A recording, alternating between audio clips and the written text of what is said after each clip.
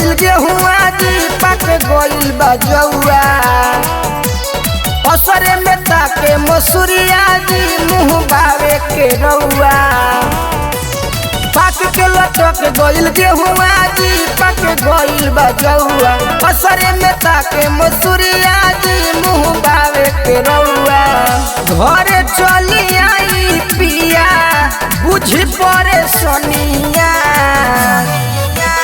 के करी गेहूं के कटनिया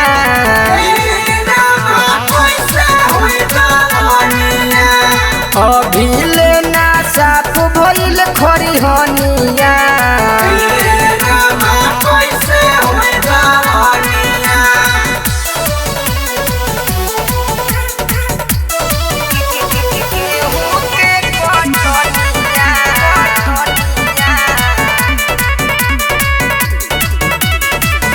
चढ़ल बचहित जब से चुनू कता जाना खेते में झड़ जाता रहरिए सजाना चढ़ल बचहित जब से चुनू कता जाना खेते में झड़ जाता रहरिए सजाना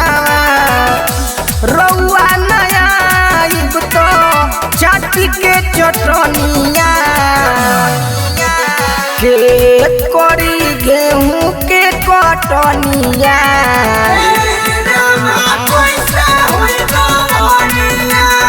अभी लेना साफ भइल खरिहनिया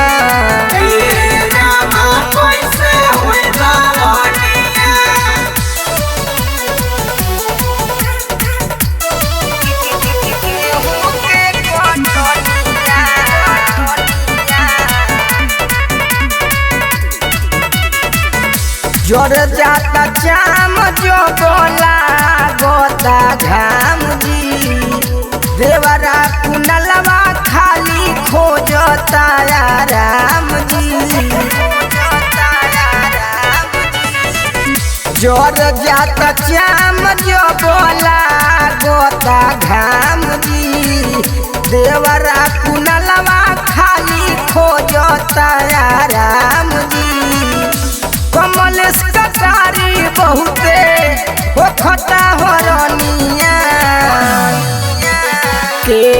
करी गेहूं के कटनिया